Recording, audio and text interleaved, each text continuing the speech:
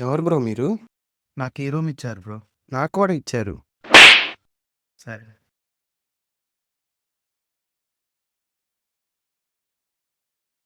Bro ఈ bed నేను తీసుకుంటా. సరే.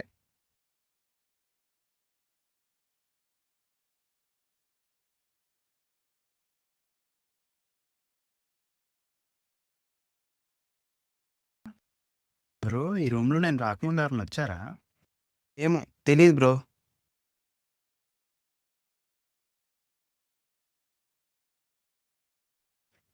యమ్మ మైండ్ ఏం పని చేయట్లేదురా. రేయ్ మను, ఏంటి అలా ఉన్నావు? దగ్గరకు రేయ్ దగ్గరకు నేనేరా ఎందుకలా మీరెవరు నిజం భయపడుతున్నావు? కాదు. ఆ కడియం నిజం కాదు. కడియమా? కడియం అంటాడేంటి వీడు? దేని గురించి మాట్లాడుతున్నాడు వీడు? నేనేరా, నిజంగా నేనేరా. అసలేమైంది నీకు? ఇందాక నుంచి కడియం అని అంటున్నావు. అసలు ఏ కడియం గురించి మాట్లాడుతున్నావు? రూమ్‌కి వచ్చిన కొత్తలో నాకు ఒక కడియం దొరికిందిరా. ఆ కడియం వేసుకున్నప్పుడు నేను పిచ్చి పిచ్చి కళ్ళు వస్తున్నాయి. కడియం వేసుకుంటే పిచ్చి పిచ్చి కళ్ళు వస్తున్నాయా? ఫస్ట్ రెస్ట్ తీసుకో నువ్వు.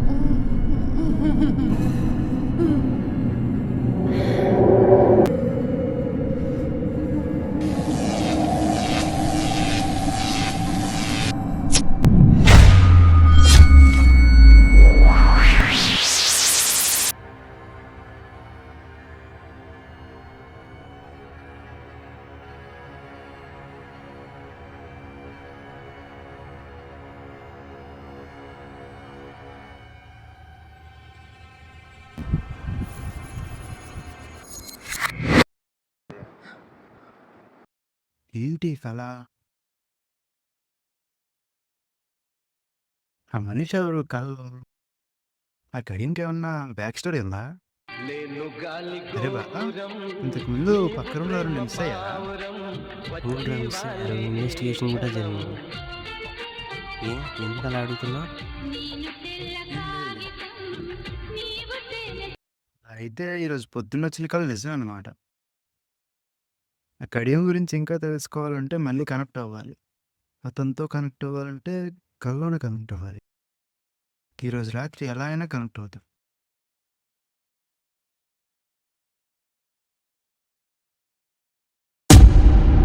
ఒకప్పుడు ఆసియా ఖండంలో ఒక దట్టమైన అడవి ఉండేది.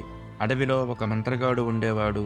ఆ మంత్రగాడు తన శక్తుల్ని పెంచుకోవాలని అతని మంత్రశక్తితో ఎన్నో దుష్టశక్తుల్ని ఏకం చేసి ఒక కడియాన్ని తయారు చేశాడు. ఆ కడియం ఎన్నో దుష్టశక్తుల్ని కలిగి ఉండటంతో ఆ మంత్రగాడి శక్తి సరిపోక దాని వశమయ్యాడు. అలా ఆ కడియంలో బంధింపబడ్డాడు. కాలక్రమేణా ఆ కడియం చేతులు మారుతూ ప్రతి ఒక్కరిని దాని వశపరుచుకొని దాహాన్ని తీర్చుకుంటోంది. ఆ కడియం దొరికిన ప్రతి వ్యక్తి దానికి ఆకర్షితుడై దానిలోకి వెళ్ళిపోతారు. అలా నీ దగ్గరికి వచ్చినప్పుడు నీ మెడలో ఉన్న రుద్రాక్ష వలన నీకు ఏమీ కాలేదు. ఆ రుద్రాక్ష నీ మెడలో ఉన్నంత వరకు నీకు ఏమీ కాదు. ఆ కడియాన్ని అంతం చేయాలంటే ఆ రుద్రాక్ష వల్లే అవుతుంది. ఆ రుద్రాక్షని కడియం సమీపంలో ఉంచి ప్రార్థించు.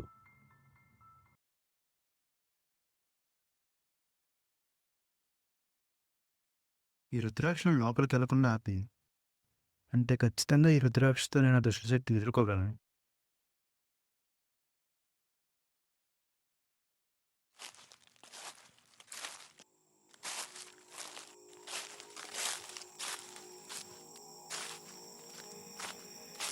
కల్లో ఈ ప్లేసే కదా చూపించింది.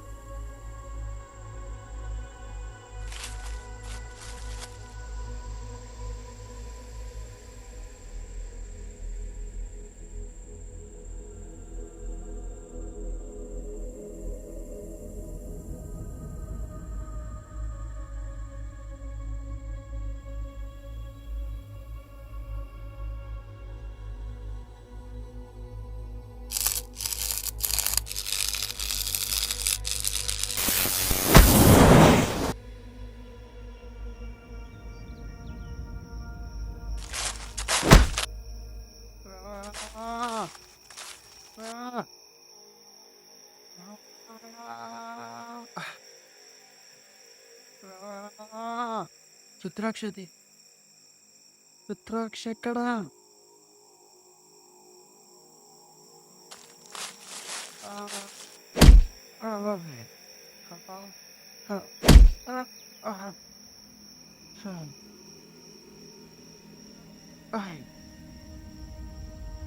ఓ